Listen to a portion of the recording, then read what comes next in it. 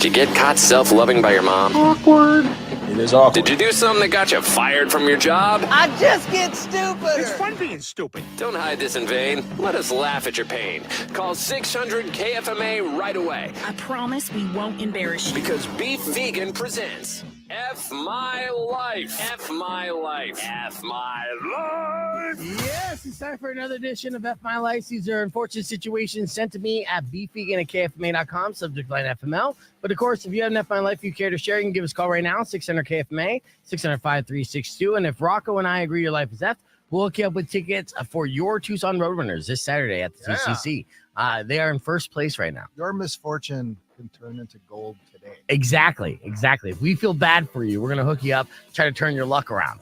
All right, here's our first email sent to me by Chris. Chris said, recently I was so proud I fixed the toilet with the hardware store part without even having to call a plumber. As I happily put the lid back on the tank, I dropped the lid, which broke the tank, spilling water everywhere. Now I need a new toilet, a new floor, and I have to call a plumber. That's my life. Yeah, dude, that's that feeling of accomplishment, and you only have for a brief moment, and it all gets wiped away. right, literally flushed down. Exactly. So yes, I feel that pain, Chris. F my life. Next one sent to me by Anna Lee. She said, I went to a doctor for an injury. Instead, the doctor only focused on my weight and tried to basically prescribe me anorexia. She tried to tell me that 750 calories a day was fine and brushed off my exercise regimen as exercise is great, but you'll lose weight faster if there are no calories to burn. Doesn't sound like a great doctor, right? No, that's pretty lousy. Yeah, so you're going to say F my life? Yeah, let's give her one too. Yeah, F my life. See, we're back to back. Now we get a phone call. Let's see who our caller is. Rock 1 2.1, who's this? Hi, my name's Amanda. Amanda, you have an F my life for us? Yeah. All right, lay it on me. So I'm out on pretrial right now. Okay. The judge could give me up to 15 years on some bullshit charge. I know cursing. Also, my dad just died, and he had a lot of stuff. So trying to go through all of his stuff and get rid of it and worry about pretrial in prison from my boyfriend that I'm still with that gives me shit every day. You can't curse. I gotta hang up on you because you keep saying the S word. Oh. I know. You can't say that. Oh, I'm sorry. That's okay. Okay, so let's sorry. rewind. Let's rewind. I've Okay. never called in. Okay, you're fine. Okay, so boyfriend keeps giving you grief, right? Your dad just died and you're awaiting trial 15 years. What's the charge? It's only a class 5. Yeah, only a class 5. But Who I hasn't have had one of those? I have sure. priors, Ah, so There you they go. want to give me crap. yeah. And also, my dad died like a week before my birthday because my birthday was on Friday. Oh, happy Whoa, birthday. dude. Thank you. Yeah, so trying to silver lining here. Okay, so why are you still with the boyfriend? Toxic D. complicated. I get it. No, Toxic D is kind pretty of- fun D. Yeah. He kind of takes care of me and has, but he's the one that calls the cops on me all the time because he starts crap with me and then I react and he doesn't like the way I react. So he Oh. calls the cops on me. But a silver lining, Yes. my dad did leave me his Chevy truck and fifth wheel, so I Nice. can get away if I want to. Can escape Well, I mean, I don't know if, for a while. yeah, I don't know if you want to get away before trial because they will catch you eventually. Right. You know, hopefully, you know, Eventually. yeah, maybe. What if this? I'm just throwing out options here. What if you sold the truck and the fifth wheel to get a good attorney that could potentially make sure that you don't spend 15 years in prison? Because that's a long time, Amanda. That's what that's my counsel as well. Yeah. Beef. It really is. It's just I don't know. It's still like touchy because like I go over to my dad's house and to get go through his stuff and he collected Hot Wheels, so he has like thousands of Hot Wheels. All right. But his neighbors are always like berating me about buying things. Like, hey, I'll buy these bricks. Hey, I'll buy this. Like the day after my dad died, they already want to start, badgering me about stuff. And I'm like, oh my gosh, I just need some space, please. Can I just come in here and like cry? Right. Yeah. I feel your pain. I'm going to say F my life because me too, man. when it rains, it pours. And obviously it's been a rainy, poury kind of day. Them Hot Wheels are some, that's a legal defense fund right there too, man. Yeah, absolutely. I would take whatever you can that is gifted to you from your father as a blessing in disguise to use that resource to fund an attorney, and don't go in with a public pretender because you'll get max. Don't go with the defender, man. Yeah, for sure. I don't know. I don't care how many priors you have. You sound like a wildcat. This is exactly my type. It's a shame that you're already locked up. Not literally, but figuratively, I mean. And hopefully you'll stay out of jail. So if everything works out for you, holla. Well, at least you got tickets for this weekend. Thank you. Yeah. Do you want to go to the Roadrunners game this weekend? Heck yeah. Okay. All right, we got you, man. Yeah, stay on the line. I'm going to get all your info, my okay? gosh, really? Yeah, see? So this is turnabout Thank is you. now I will just give you a heads up. There are metal detectors at the venue, so leave your weapons in your car. Leave it in your car. And my flask. And your flask. Oh, use a plastic flask and you should be okay. But and the vape pen. Just leave them in the glove compartment. Yes. But stay on the line. I'm going to get your info. My boyfriend. Okay. Yeah, definitely don't take your boyfriend. He sounds scary.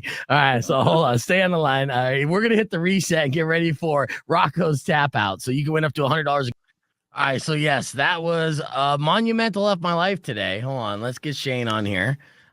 Shane, we're about to get live on the air here. Good morning to you. Good morning. Can you hear me? You can say stuff too. Yeah, there he is. Yeah. All right. Rocco on 2.1 KFMA. Welcome back to Beef Vegan Presents. We're live on the podcast broadcast. I'm joined by my good friend via satellite. He is the owner, entrepreneur, CEO, CFO, a couple other initials put together, VIP of Tucson Foodie, Mr. Shane. Was it Rise? I don't know how to say your last name. I'll just call you Shane. You call me whatever you want. How you like that intro, though? That was amazing. Best intro I've ever had. Thanks. Nice. Yeah. So we got the podcast broadcast going right now. You can join us, youtube.com/beefvegan. Big news. There's a local restaurant that just was named #1 restaurant in the country. We'll talk about that. Also, Tucson Foodie made a major announcement over the weekend. In case you missed it, we'll fill you in on how you could be a part of said announcement and other foodie news before we talk with comedian Dusty Slay, who has one of the #1 shows on Netflix as we speak with his latest comedy special, Working Man. So it's a jam-packed podcast broadcast. You can either keep it right here, youtube.com/beefvegan or Rock 102.1. We'll be back after Sleep Theory. Clear. All right. Did you hear the news of the #1 nope. restaurant? What is it? Hit me. It's Amelia's. Nope. Amelia. Is it Amelia's? How do you say the name on 4th Avenue? How do you say that name again? Well, I don't know. Amelia's is not on 4th Avenue. That's out east. Oh, is it out east? Well, then that might be the case. Oh no, Tumerico. Tumerico. Oh, Tumerico. Okay. Yes. So Yelp just released their 2024 top 100 places to eat in the United States, and Tumerico was #1. Tucson.com has the right up there if you want to check it out. I'm sure Tucson Foodie will have that up here pretty shortly too. Yeah. Yeah. My editor. Come on, bro. I'm doing good, man. How are you? Happy New Year. I haven't been on the show good. since Yeah. I was going to have you. Yeah, it has been since the beginning of the new year. And I was going to have you in studio, but with the rain and the roads made everything so F that it probably would have took you 2 hours to get here. So I understand. Man, I couldn't make it. I'm sorry. I wanted to be there. No, it's all good. Well, I got Rico in Vietnam and Weirdo at home taking a personal day today. So I do appreciate you popping in. So Wendy Garcia's 10-year-old restaurant. You know, the thing about Tumerico is that whenever I go by and on 4th Avenue, it's like closed. So like they're so random and when they want to be open and when they're not. Am I wrong? Well, I mean, yeah, the 4th Avenue location is a little different, I suppose. I'm always hitting up the original spot. They seem to be open a lot more over there on like 4th, 5th near Flores Market. Yeah. Well, I didn't know that. So why are you not surprised that they're #1 this year? Last year they were number 10 or number 8. So I'm not surprised. No, I'm not surprised. I mean, Chef Wendy is just the coolest chef. She just hugs everybody. She remembers everybody's name when you walk in. The food is consistent. People talk about it. There's a lot of word of mouth about Tamarico. Yeah. Well, I could see that because, hell, with everything going on with them going to the #1 Yelp restaurant, that means that literally people are running and talking about it, so they're running to the internet. Brian still wants a swimsuit calendar, but you'd have to have Valdez in it a lot. But yeah, I saw that. What about me? How come I'm not on there? I know, dude. Well, you know what? You're too skinny. You got to get some meat on your bones because, these guys like Brian like some thick. So got to have some curves. Yeah. I'm sure I can see. I haven't seen you with your shirt off, but I imagine a bunch of ribs and maybe even abs. Oh, lots of abs. I'm jacked. Oh, shit. But I could do some sexy food stuff. I could hold a pizza and, I don't know, put some whipped cream on my body. Hold a cannoli. It's right there in the middle, right? Ah. Style counts for something. Yeah. We had Rocco in studio today. His pizza of the month is a Euro pizza. That's fantastic. So if you're looking for something like just over the top, then definitely check out Rocco. But let's get on the air. Rock 102.1 KFMA. Welcome back to Beef Vegan Presents. Joining me via satellite is Shane from TucsonFoodie.com. Now we want to talk about the #1 restaurant in America, according to Yelp. This was just recently announced this morning. Now, last year, this restaurant had high accolades and made press by being the #8 best reviewed restaurant in all of America, according to Yelp. And then now they took the #1 spot. And I'm talking about the vegetarian/vegan Mexican restaurant Tamarico. Tell me all things about Tamarico and why you're not surprised that they're #1 on Yelp's review this year. Tamarico is one of my favorite restaurants and has been for a long time. And it's totally vegan, but I take my non-vegan friends there because it's so dang delicious. They have this incredible jackfruit, the stuff that the chef Wendy can do with jackfruit.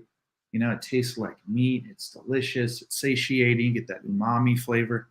It's incredible, but also the experience, man. You walk into Tamarico, and it's not just me. I thought Wendy started to recognize me over time. She starts saying hi to everybody in line. She remembers their names, their kids' names. She comes out, gives them hugs. The food is always consistent. It's delicious, man. I think they deserve this. Yeah, I think that's huge. I mean, there are several mentions and restaurants from Tucson that made this list. It seems like a pretty coveted list that a lot of restaurants want to be a part of. Also, honorable mentions will go to the Buendia Breakfast and Lunch Cafe on First Avenue. This is great. You haven't been there? You know what? I don't think I have, but I need to. What do you order when you go there? Huevos rancheros. The pancakes are delicious. Nice. They have a really good, some sort of Mexican coffee that I love. That place is really cute. Yeah. Yeah, nice. So that one's on the list at number 39. And, this one I have been to, actually all 3 of their locations. And when I have people from out of town visit and we go out to a breakfast place, one of the first places I will choose to bring them to is Baja Cafe. Baja Cafe has the most insane creative Benedict I've ever seen in my life. And I've worked my way through that menu a couple times. So Baja made the list at number 50. Have you made your way through the menu on their Benedict? Not on the Benedict, but they have 7 or 8 different types of pancakes. I've had all of them. You're such a pancake guy. See, I'm more of a savory guy. You like all the sweetness. Now, if Baja was open for dinner, after, 4:20, then yes, I would load up on the pancakes. But in the morning, even though there's model. Yes, the breakfast for dinner for the stoner crowd. It's always a classic, but their snickerdoodle pancake is fantastic. I've had that for sure. So shout out to Tucson restaurants again, making major waves in the culinary world. Outside of Tucson, and the buzz is there. In fact, recently you had very special guests that you kind of showed around Tucson, did you not? A couple of chefs from Parma, Italy actually came in to see what all this hubbub was about here in Tucson. Parma is a designated food city by UNESCO, and they have some really unique culinary treats over there. So they came here to learn from us and figure out what we got going on, which is pretty exciting and a testament to the fact that word's getting out. Word's Yeah. getting out, Beef. Yeah. Yeah, that is huge. I mean, you have these world-renowned chefs from other countries coming to Tucson just to try the culinary cuisine. So you took them to places that are essentially places that we just know and love, and are kind of comfort food spots, like Taco Absent. Well, we got to show them the real stuff. You know, we're not going to just take them to the night, like the nice American places. We got to show them what Tucson's all about. And I got to give props to Matt Cable at Fresco and Zio Pepe, because he put the tour together for them. But we took him down to Taco Sapson. We took him down to the original neighborhood for a michelada. Nice. We made sure they went to Rustico and got some quesadilla. We went to Rollies. We went to the new Bashful Bandit Barbecue, which is new and not authentically Tucson, but really good. And the Italians love to look at how Americans smoke their meat. Yeah. They do a lot as well. We just do it differently over here, right? Yeah. It was great. It was an awesome tour.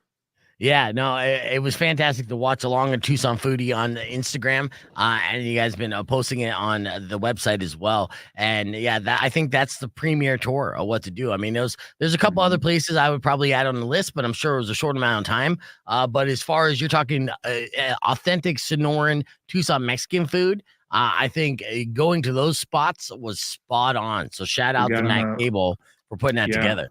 We got him a Sonoran hot dog over at Sin Alonce. Now, did they like that?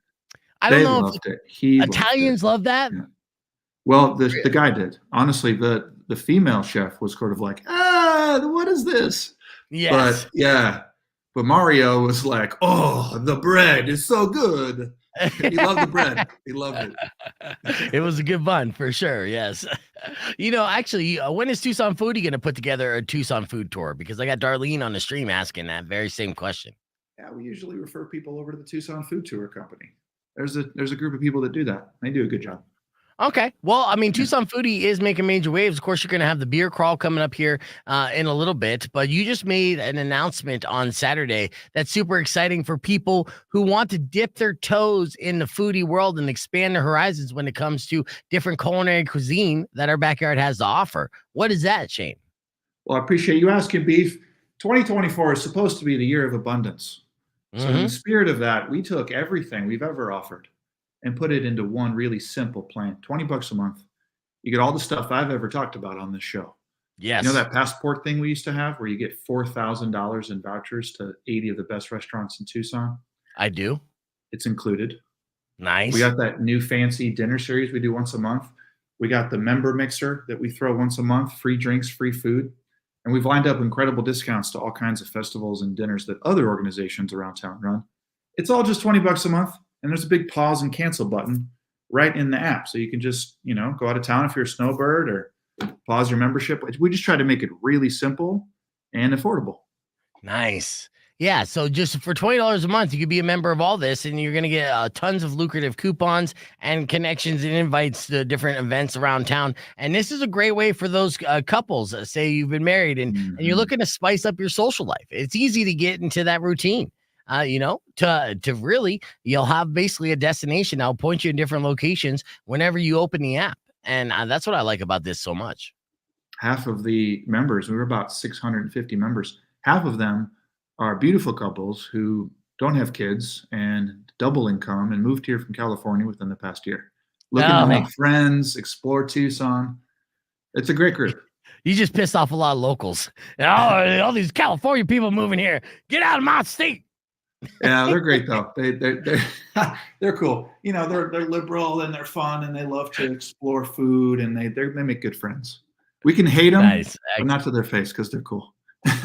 Yeah, well, if Anthony Bourdain has showed us anything, sitting down and breaking bread with a group of strangers is the best way to make friends, no matter what your differences are or what your background and upbringing is. And that's what the Tucson Foodie experience is. That's why I love just the food and culinary arts in general. Let's sit down and go manja, which means eat, I think.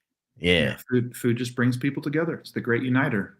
Right? Hell yeah. Yeah, absolutely. All right, we're keeping the conversation moving on the podcast broadcast. We'll have the TMI Top 5 there, and then we'll be speaking with comedian Dusty Slay from Netflix comedy special Workin Man coming up next on Beef Vegan Presents, so don't go away. Did you watch the special yet? No, sir. Oh, it's super funny. In fact, my parents are visiting from St. Louis this week, so this is something that they would love. They would love Okay. that, dude. That's Yeah. what we're doing tonight. And then I can be like, I talked to that guy today. Yeah. Yeah, Dusty is. I mean, I might mute you depending on your audio, but we'll see how it goes. Yeah, it's a little delay. I know it's not ideal. Yeah, I love Dusty's look. yeah, he's amazing. I have this picture. I try to let's see if this works here. I'm kind of messing around with something. No, that's not gonna work. I do have the artwork here for Dusty, which I will show off here as I'm talking out loud. Oh, it hasn't all the way downloaded. So weird. Okay, his name is on his hat. Yeah, Dusty Slay's name is on the hat. I have a sizzle reel too. You know, he's actually super funny. Like I say, that should be a surprise. Because to have a Netflix comedy special, I mean, you got to be the real deal, right? And I initially, when I'll talk with him, it will seem like to many that this dude came out of nowhere. But following him and kind of doing research, he's been kind of blowing up slowly but surely and has massive views across many platforms. He independently released, I think, a comedy special that got over 1 million views on YouTube. So, the dude hasn't been messing around. And in case you guys don't believe me, I do have a little sizzle reel of the official trailer on Netflix that goes a little something like this. I like to tell people we're having a good time. I don't like to ask. Dusty Slay. We're having a good time. I've had a lot of jobs. I was the sauce guy working my way up to dishwasher. And I came in one day and the dishwasher had not shown up, So I was going to be making sauce and washing dishes. So I was like, well, let me go ahead and go on break. And then I never came back. Because I don't do 2 jobs. You know what I mean? You're going to be shorthanded. You're going to be real shorthanded because I'm jumping off this sinking ship. You ever see people try to calm down with a cigarette? They're hitting it all hard. They got paper burning all fast. They got a cherry on it that long. They're like, I'm trying to calm down. You might just need some regular breaths. I hate tucking in my shirt. I do hate it. I got a weird body for tucking in my shirt.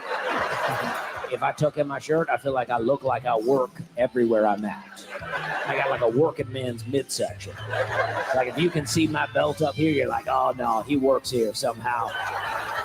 It's not clear what he does, but he is affiliated with the place. He got some keys, I'll tell you that. There you go. Having a good time. Dusty Slay right there. So, and he is slaying. I'm sure that's potentially a stage name, but these are all things that we're going to find out. Yeah, I was wondering. Yeah. Well, it's very hip, right? He's kind of like hipster, like hickster, if you will. Oh, great. I was trying to come up with a word. I was going to say something like trailer park hipster. Yeah, but nobody necessarily likes to take trailer park as a compliment, even though he does have comedy specials talking about out of the trailer park. So, he embraces it. Me being 3rd generation white trash as well, I see a comedian like Dusty Slay and I'm like, here's a man after my own heart. This is a guy that I've could have borrowed a Marlboro from, or split a 6-pack of PBR or Miller High Life, if you will. Or cook some meth with. These are just like trailer park pastimes. I grew up in Wentzville, Missouri, so he looks like half the kids went to my high school. Yeah. Yes, and he might be Midwestern, or actually I think he's Texan, but either way. So I'm excited about that announcement though. And then on Saturday when we hung out, it was at, what was that called again? Oh, it's Savor. Yeah, Savor. So Savor happens every year at the Botanical Garden, right? It's it's probably the biggest and most loved food and beverage event in all of Tucson. It's massive. 3,000 people. Yeah. And it's just a good time.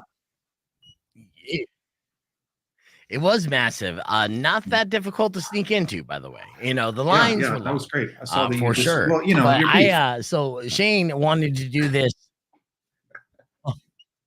You're beef vegan. You could just walk in anywhere, right? Well, yeah, I was trying to go off of that, and hopefully that would work for me. Well, I did have some people recognize me, not security, but so I essentially misunderstood Shane because we're going to do the live stream. So I figured I was going to do the live stream with Shane at Savor. So the botanical garden is literally half a mile from my house. Quick and easy. I was hungry and I was just like, yeah, I'm going to just go meet him. So I park, and as I'm walking up, I'm seeing this line go around the block, and I'm seeing two entrances, VIP, and I'm seeing general admission. And I'm quickly realizing, like, oh shit, I didn't get any tickets. I'm not on any list. So let's just confidently walk in a direction away from the line and see what happens. And that's exactly what happened. So, and I'm just confidently walking all around the side until the next thing you know, I'm in and bumping into somebody I recognize and having small talk. And next thing you know, I'm welcomed. It was fantastic though. Having all those different vendors there. I was having restaurants for the very first time. I was really good. I skipped the booze, which is unfortunate because there was tons of booze, and I could see why this is probably the biggest and best food and tasting event that Southern Arizona has to offer. It was really cool. Yeah, it's really good. And they give you that wine glass that they give you that little like sling that they put around your neck. It looks like a little horse trough. So you can just, anytime you need to, you can just more and more wine. And there's people just filling up your wine as you go, so you can have both hands free for additional drinks and food. I know. That is brilliant. That is brilliant. Now, did you stay all the way to the end? Yeah. Could you see people and notice people gradually getting shitty? Oh, yeah. Oh, yeah. Absolutely. But it's so classy because it's wine and a neck. Right. Exactly. Yeah. No, it turns into a bit of a show. Yeah. No, I love it. I love when it becomes that kind of show. If I didn't have that game, like the Roadrunners game later that night, I would have partook and yeah, definitely made some new friends. But I was bumping into people for sure. Some people, I'm terrible with names though. You were talking about the Wendy from Tamerico, or her gift and ability is to know everyone's name who greets a restaurant, and that adds to the experience and definitely builds that kind of loyalty that a restaurant wouldn't need. I would be terrible at that. My restaurant would be out of business for 3 weeks. I would have a guy come in every day, and I'd be like, "What's up, bud?" Yeah. Well, you're still charming, so that would work fine. Well, hey, thanks. dude, welcome. Yeah. A lot of hey dudes, and but I did get into a conversation or two that was somewhat awkward because I was not confronted but greeted with like an acknowledgement like that we both mutually knew each other well, kind of thing. And would get into a conversation, then was getting introduced to other people. And the whole time I was just trying to hear the people I was being introduced to tell me the name of the person I was originally talking to, because I had no clue. And so those were my predicaments as I was walking around Savor. You just got to be shameless. You just got to be like, I'm sorry, what's your name again? I'm sorry, I forgot your name yet again, and I'm embarrassed. What is it? Yeah. And then yeah, I do have the I'm an idiot excuse, so I go with that all the time. Like, sorry, I had a really good time in the 90s. I don't even know where I'm at right now. Oh, that's good. I like that. Yeah. And I did. It's not a lie, so that helps out a lot. Now, okay, so you have the Tucson Beer Crawl coming up in February. So I know that we're going to be hyping that up. And then now this year's Tucson Doobie Fest, is that going to be on 420 as well, or is that moved up to March? We are re-examining that. We had things planned, but all of the cannabis sponsors they got plans. So we're going to re-examine. We might do something a little different in a park. Might do something a little more casual. Like, we're going to see. So TBD. So what about all that lineup and everything you already had in place? Was that set to go, or? So our partner Lewis Yeah. is running a concert in Feb. It's in February. It's like the High in the Desert's going to be February? Yeah, well, there's going to be at least 2 or 3 of them a year. Okay, good. Yeah, we want to do this more often than just 420. But we may not be able to do one on 420. You might see us do one in February, and you might see us do one a little bit after 420. We'll see. I guess that makes sense, just because, that is their Super Bowl day for sure. Or Black Friday. Yeah, man. Yeah. They were, selling all the weed. But yeah, I guess that's a thing. But well, I know that I'm going to be part of that expendable show. High in the Desert in February. So we'll talk more about that as we inch up towards that as well. I'm excited about that. Yeah. No. I'm excited for Anyway, beer crawl this year. It's gonna be good. yeah, beer crawls, same deal as last year, right? Borderlands is like kind of one of the home bases, but it's a beer crawl that's going all over downtown. Yeah, we got like 30 breweries, a lot of new ones participating this year. And we hired some professionals to run the show this year. So you can check in Nice. any of the locations. There's not going to be any lines. If you're a Tucson Foodie Insider, you get 50% off plus a $10 food voucher. It'll be a well-run, better event. It'll be good. Okay. Well, I thought last year was ran very well. You know, Thank you. I'm always trying to problem. improve, Well, I would love to do another live podcast, but we'll see if I could whip together the crew for that Sweet. and a better laptop because obviously we didn't have that much tape I could play, which was unfortunate. So there was some technical issues I have to iron out, but we had a great time with you last time. yeah, fun. hell yeah. Well, you know me. I like to interact with crowds and I put on an entertaining live show, whether or not, they were there. And if I bust out my dominoes and play You Got Boned and have things to give away for You Got Boned, then the party and the place to be will be the patio, Borderlands, or wherever we set up. Perfect. All right, let's do it. Yeah. All right. Then consider it done. Hold on. I'm getting a call back here. This is Beef. Hey, this is Dusty Slay. Hey, Dusty, what's up? Okay, maybe I got the link to work now. I tried it a few times and it wouldn't work. I think I'm in now. I'll see you in backstage when you do. Yeah, there you are, bud. Perfect timing. All right. So I'm going to talk to Dusty now, Shane. It was good talking with you. And we'll talk to you soon. Okay. That's Dusty, by the way. And there's Shane. Good morning, Dusty. Welcome to the podcast broadcast. We are right now we're on a stream. We're about to go live on the air. And Okay, can you great. hear me? I do hear you. Excellent. My name's Beef Vegan. It's nice to meet you, dude. Yeah, you too. Thanks. I appreciate you having me. No worries. Rock 102.1 KFMA. Welcome back to Beef Vegan Presents. Joining me on the podcast broadcast, a very special guest who recently just released his first Netflix special called Working Man. And since then, you will find it very easily by searching the top of the top 10 list. We got the one, the only Dusty Slay. Good morning, Dusty. All right. How are you? We're having a good time. Hell yeah, dude. Now, Dusty, forgive me for saying that in a way. If people weren't paying attention, you seemingly came out of nowhere with this Netflix special, even though you've been literally on a roll for the past 4 years, even before pandemic, really making a name for yourself and even independently being able to amass a large audience. But this Netflix special is reaching a whole new audience, right? Well, yeah, it's true. I have a Netflix half hour on called The Stand-Ups, and I'm on season 3, but it's it gets buried in amongst other comedians. But this special that I just put out, it looks good. It sounds good. I think it's the best stuff I've ever put out, and I'm very excited about it.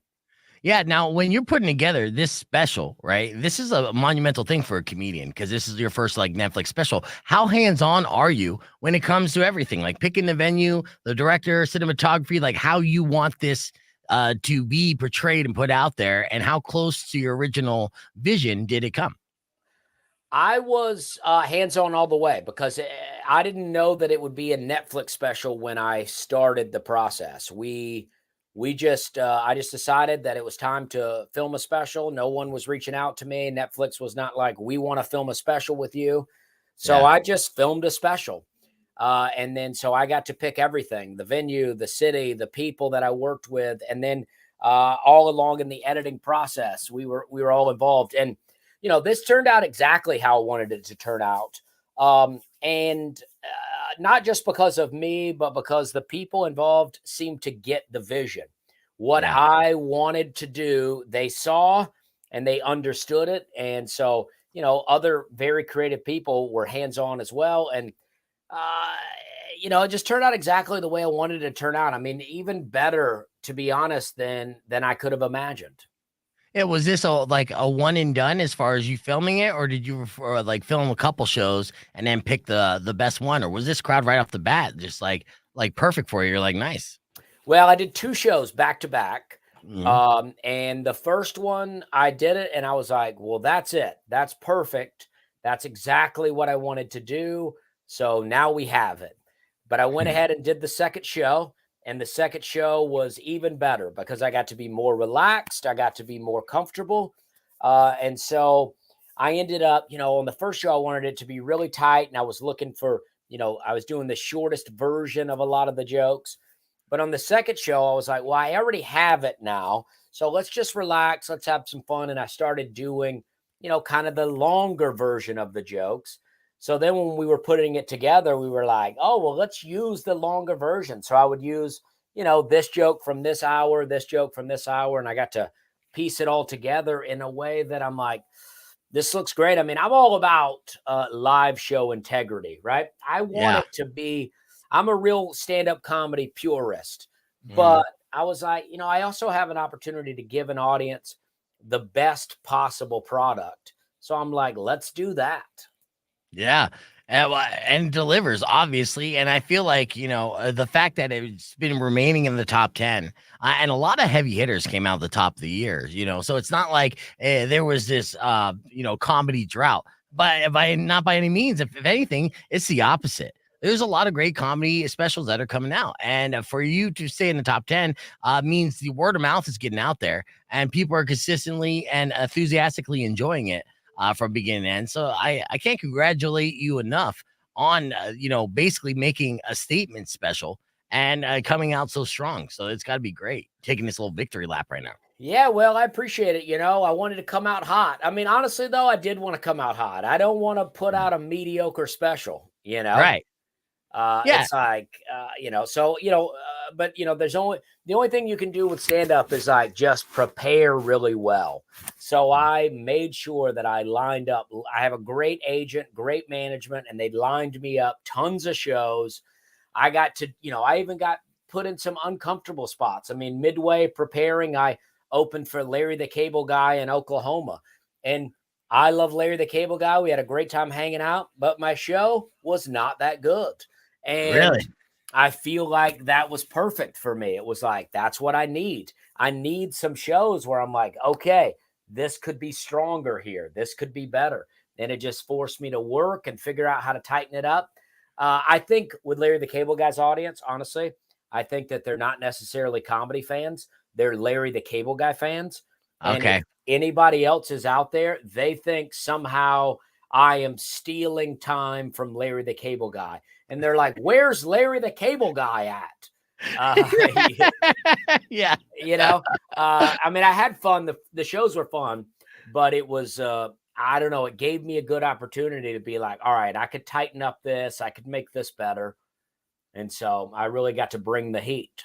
Right. Well, and that's funny that you say that. And that does make a lot of sense, because Larry the Cable Guy is kind of his own brand. But, I think a lot of people on surface levels can look at you and quickly equate, as like a new school blue collar comic. I mean, Working Man is the name of the title. So essentially it is tales of your experience working all these great, like these blue collar jobs that many of us have and have experienced ourselves.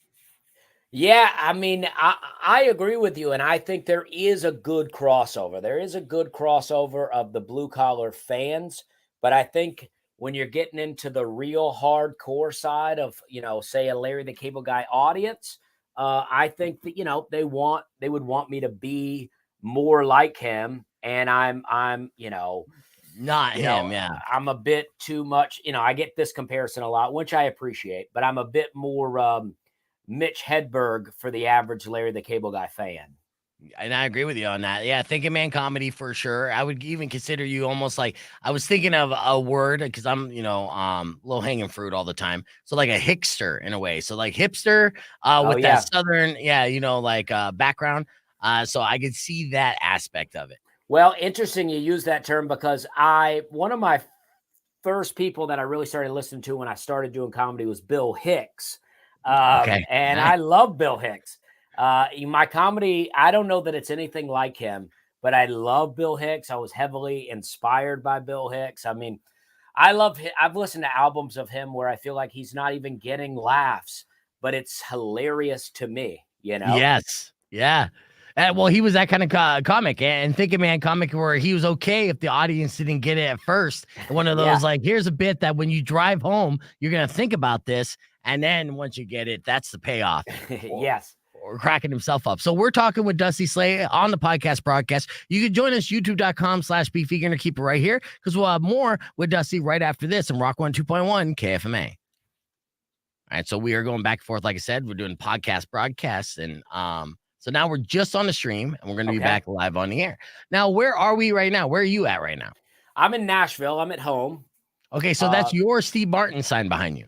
It is, and weirdly people sometimes comment and they go, is that Jeffrey Epstein behind you? And I'm like, I'm a huge Jeffrey Epstein fan.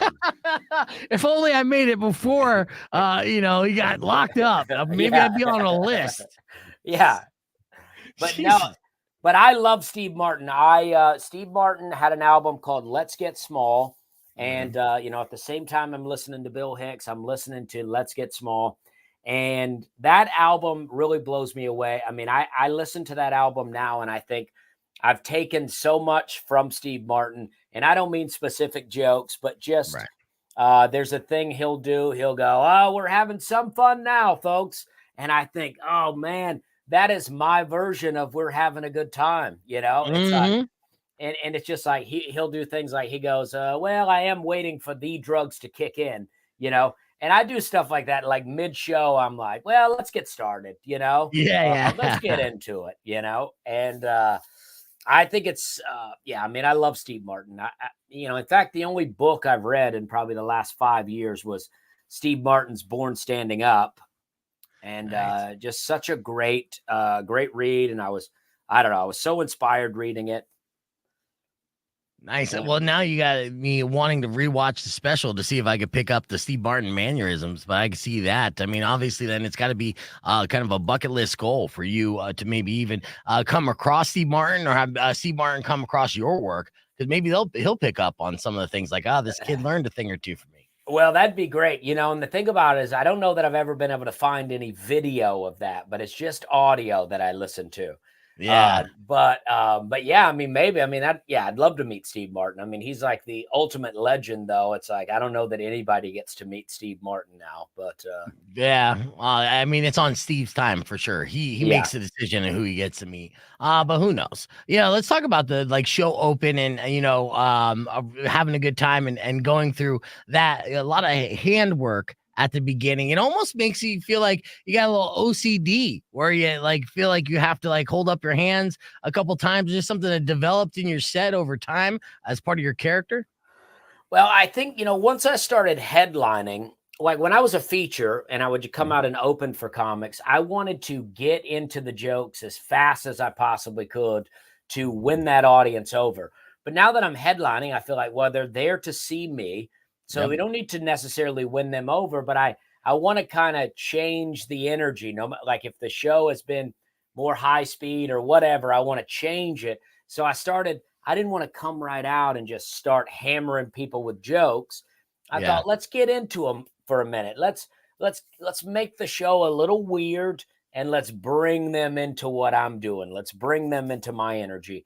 I watch my sets back all the time and I go, I can't believe you waved that many times before you actually started. I'm thinking to myself, what are you even doing out there? But when I'm out there, it's so fun to me to just be ridiculous about the amount of times I wave. It just feels like a silly thing to do to just get the audience into my vibe.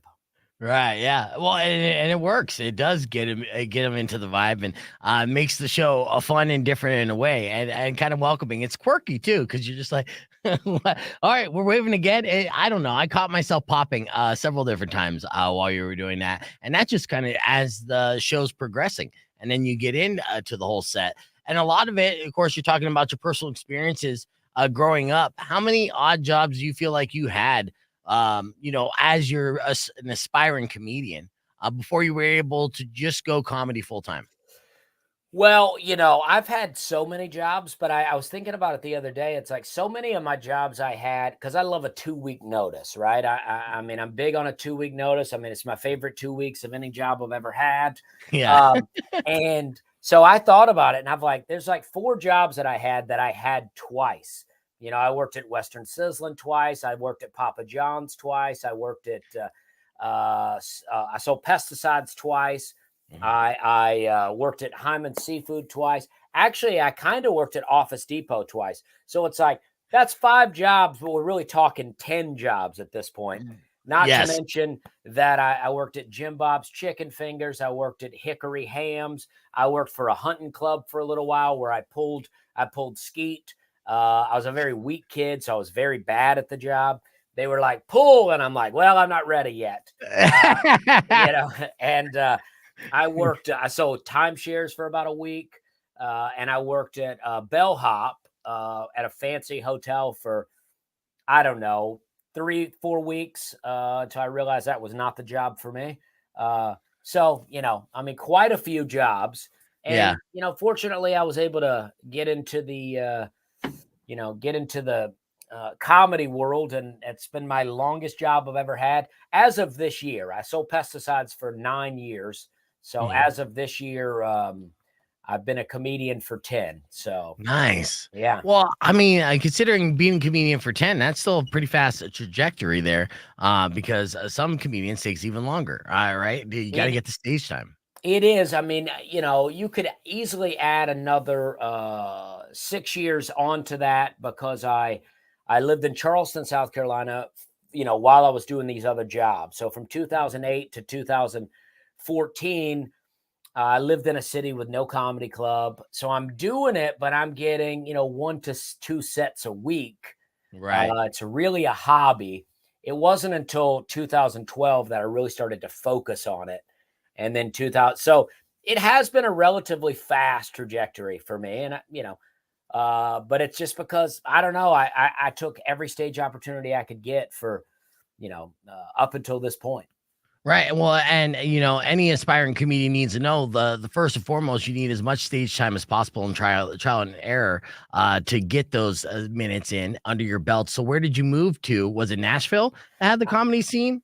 Yeah, I moved to Nashville, and it wasn't, Nashville's great. I love Nashville, and we have a club here called Zanies, and it's really great. But it wasn't necessarily the scene here. It was that Nashville is such a good location to the center of the country, to where I can get to all of these cities within a couple of hours, Chicago in 8 hours. And then there's just so many cities in between that radius.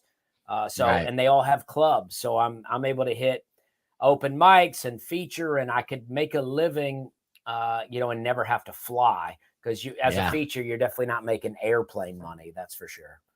Right. Yeah. Well, essentially, then you're taking like the independent pro wrestler routes where you're going on these runs or routing, and you're just finding stage and doing feature acts, picking up gas money and grinding and sacrificing for the craft. So we're getting back on the air. We're going to continue that conversation as well, because that's wildly intriguing. Because I love the fact, and we're talking with comedian Dusty Slay here in Rock 102.1 KFMA. You got to check out his hilarious Netflix special, which is currently sitting in the top 10. It's called Workin' Man. And talk about the uprising of his career and going all in, and basically committing to yourself. Now, of course, a Workin' Man is a story of just that. This is Dusty's tale of growing up and working all these odd jobs that he didn't love. Some of them he would quit and return to. How many of those jobs that you worked twice at were you fired and rehired? Any of them, or were they all quit and then you came back? Never fired. I don't know that I've ever been fired from a job. Now, I've walked out of some jobs that you probably got marked down as being fired, but you weren't planning on coming back anyway, right. So you're doesn't count. I got fired because I left. I do say that I got fired from Papa John's the second time, but I don't know what happened. I got promoted to manager, and I got promoted in a rush, and then I couldn't find the key to lock the door, and then I called another manager, and he had to drive a long way, so he got real mad, and then I found the key and called back, but he had already left. And his wife was like, he's already gone. He doesn't have a cell phone. And when he gets there, he'll be real mad if he knows you found that key. So don't tell him that you found it. So I took the key off and I threw it away. And so I think I got fired after that, but I was pretty done with the job after that anyway. So yeah, you didn't want to. It sounded like they were trying to lock you in with more responsibility, being like, you seem like a Papa John's lifer. And then that was your cue to get out quick. Absolutely. Yeah. Did you serve as well? Are you a vet? No, I joined the military. I joined the Army when I was 19, and I was smoking a lot of weed at the time, and my recruiters were trying to teach me how to get clean and how to pass the drug test. And then when I got back from my physical, my recruiter said, "Listen, I probably shouldn't tell you this, but I know you like to smoke weed." And he said, "You're going to get shipped off in a month. So if you want to do it tonight, because they'll drug test you again." And then that night I got arrested for weed and underage consumption of alcohol. So Oh, it was in the stars. And if anything, it was his fault. You know, Yes. like I wouldn't even have smoked weed, officer, if the government didn't tell me to do so. and to be fair, I probably wouldn't have, because I was Yeah. already done with it, really. And but I did it, and then I was driving. I was going to meet some girls at a trailer park, and I got pulled over, got arrested, and then my court date came after my ship off date, so I didn't get to go. Oh, yeah. Well, I mean, that tends to happen, but I think that's our benefit, and and I think it worked out better in the long run. We'll talk more about the trailer park here on the podcast broadcast, because I want to know, like, essentially, you grew up around trailer parks if you grew up in one, and some of the benefits, the pros and cons of living in the trailer park life. Because as like a fan of Trailer Park Boys, I secretly aspire to one day retire in a community of trailers where I could just basically party every day. But we'll talk more with Dusty Slay on the podcast broadcast. Wrap things up with him on Rock 1 2.1 after these words. Stick around. It's Rock 1 2.1. Sorry about that. I'm jumbling up a bunch of You got stuff. a lot going on. Got a lot going on, so I tried to make it seem as seamless and fluid as possible. Yeah, But, you seem like you got it under control. I appreciate that, dude. Yeah. So did you actually grow up in a trailer park or just around where trailer parks No, are? I was in one. My parents were divorced, and when I was about 2 or 3, we moved to a trailer park, and I lived there until I was 14. Okay, yeah, nice. And what was it like growing up in the trailer park? A lot of other kids, a lot of games going on, and I had a great trouble? time. I loved it. I mean, actually, we moved out when I was 14, and my sister moved into the trailer, and then she traded in the trailer on another trailer later. And when I was 19, I bought the trailer back from the company she traded it to for $1,000. So from 19 to 21, I lived in this trailer, and then that's where I really partied. And it really became party central. Trailers are great for that, especially if you're in my trailer park was a little shady. So if you're in kind of a shady trailer park like that, it's like, nobody's calling the police. Nobody wants the police there. So you're just partying and no one cares. Right, yeah. They're turning a blind eye. Because they're Yes. just like, if I'm not doing it tonight, I'm doing it tomorrow. And Right. I definitely don't want cops to come to check my ID because I got warrants. Yeah, exactly. And they're like, and if the cops come, they may want to talk to me, and I don't want to Yeah. talk to them. Yeah. So, we were partying. I mean, it was really great. I liked it. I mean, all my buddies would come over, and I didn't have all like trailer park friends. I had a lot of like, fairly wealthy friends, but they Yeah. would come to my trailer. It was a nice escape. It was a nice, nice hideaway, and they could just come and get loose and have some fun. Yeah, that's amazing. Yeah. Now, I can imagine now you're so charismatic and you got a personality, but you're not a character. But I definitely see, easily they could plug you in to a setting as yourself to be in anything. So now that you're on Netflix, it's with the second time around and this comedy special doing so well right out the gate. Are you starting to get proposals and pitches for any kind of television series, movie deals, anything like that? They trying to move you in that direction? Well, early on in about 2018, I sold a development deal to ABC that never got made, for a sitcom that never got made. I've sold an animated series to Hulu that never got made. And then I was working on another one, and then the writer's strike happened, and then that kind of squashed it. I don't know. I mean, I live in Nashville, and I think everybody knows that I don't want to live in LA or New York. So unless it's something I can do here, I'm not really interested. I really like what I'm doing. I like comedy. I wouldn't mind doing a character somewhere just for fun. But overall, I mean, I like the life that I have. I like what I'm doing. comedy is what I want to be doing. And I think it's great. I mean, I said a long time ago, if I could just make a living doing comedy, I never need to be famous. So the fact that I've made it this far is really amazing to me. Yeah. And I mean, I just kind of like to continue to live my life and sell out comedy shows and just keep telling trailer park stories to people.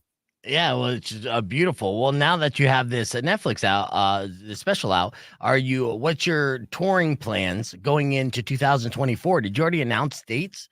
Yeah. Or you starting putting together? Well, I have a full year already lined up. We're only announced about half the year through June. You can go to dustyslay.com, and that's where all the dates are at. It's called the Night Shift Tour, just a play off Working Man, but it is a whole new hour. So if you can watch the Netflix and then come see me live, and it's a whole new hour. Of course, yeah. Yeah, so, and what are the size rooms that you're doing? I'm doing a mix. I'm still doing a lot of comedy clubs, but in some areas I'm doing, 1,000 to 1,500 seat theaters now. Nice. Do you know if you're coming to Arizona anytime soon?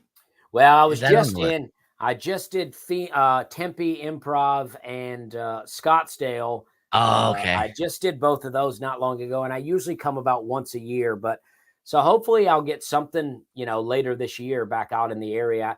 I usually do stand-up live in Phoenix, but this year we switched it up to the Tempe Improv, and then whatever the club in Scottsdale, it was something else, but now the name has been changed. So probably the same owners, stand-up live or whatnot. Yeah, it was CB Live, so it was definitely the same owners, but now it's like something to do with mountains or something like that, Mountain Ridge Improv or something like that.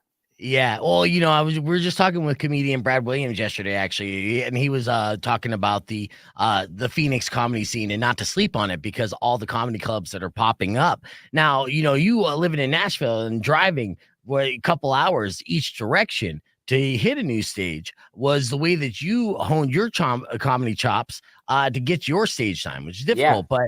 But for aspiring comedians here in the Tucson area, essentially that's just a 2-hour drive to hit what is now like 10 different stages for potential like open mics and whatnot. Yeah, it's such a great area. I mean, I know you have a club in Tucson, maybe multiple, but in Phoenix, you have Stand Up Live, Tempe, and then this other one, and they're all owned by the same people. So if you get in with them, then they'll book you at all of them. And yeah, it's like Phoenix is great. I mean, I love the area. I love heat. I'm a Southern guy. I mean, I'm used to humidity, but I love heat. So I'm all about Arizona. I think it's great. I think right now, especially, you got to love heat because you're in Nashville. Are you getting pummeled by that winter storm? Yeah, we've had snow for a week, which is really rare for us. We get snow once a year, but it's usually not around for a week. Right. Yeah. So how have you been holding up, considering you're, such a Southern guy? Well, my wife is Canadian. So she's taught me the ways. She's making you do snow angels every day and get acclimated. Yeah. She's taught me how to dress for the cold, which I never really knew. I grew up in Alabama. I mean, we rarely got snow. So, a good sweatshirt, or when I was growing up, a starter jacket was really all you needed. Yeah. Well, I think we grew up around the same time, and those puffy starter jackets were all the rage as well. I had a Miami Dolphins and an Auburn University starter jacket, and I felt like the coolest kid in school during that time period. It was the only time I didn't feel poor. I mean, I was like, look at me. Yes, I love it, dude. Yeah. I love the fact that, the rise on this, you have an independent release hour that you put on YouTube that got over 1 million views. Yes. So, if people want to catch up after watching Working Man, to go down the Dusty Slay rabbit hole before we can see Dusty live in Arizona again, just go to dustyslay.com or on YouTube and check out that comedy special. Yeah, absolutely. I have tons of stuff on YouTube. I have I have almost an hour, and then I have a 10-minute breakdown of the song. It's 5 o'clock somewhere. I have tons of stuff on YouTube. Yeah. Has that been a lot of the buzz and helping you build as well? Is because this was during pandemic, obviously you had some television gigs in like 2019 that I noticed, but then of course pandemic came, no stage time. Now, did you make some moves and see some growth during pandemic when everyone was working from home? Yeah, I mean, that's where I developed a whole TikTok following, which is now my biggest social media. And yeah, it's all. I mean, I can't say never, but I had no intentions of joining TikTok, and then COVID hit, and I was like, well, here's a new thing for me to do, so let's get into it. How long did it take you to learn the dances? Well, I still never danced. Oh, that's good. You want to start losing followers? That's what I need to do. Right, yes. Dusty Slay has been our guest. We're going to do a couple minutes overtime on the stream, and we're going to let him go. Thank you guys for listening on the show. Don't forget to check out Dusty Slay's Working Man on Netflix. Robin Nash is up next. You guys enjoy the rest of your day. Drive safe, ride safe, and rock local. All right, and just a couple minutes, and we'll wrap things up. We had a hard out at 10. Yeah, So. I gotta go? I gotta keep going with these things. Yeah, no problem. I'm not going to keep you all day. I just want to say thank you again for the time. It was great talking with you, dude, and congratulations on your success, and have fun with the rest of your media today. Well, thank you. I really appreciate you having me. I love watching you work here. You're really crushing it. Thanks, brother. Well, when you ever come through Tucson, we'll have you in as our guest. So I'd love that. All right, dude. All right. Well, take it easy, dude. Great meeting you. Thank you. You too. And thank you guys for watching. Be back tomorrow. As always. Later.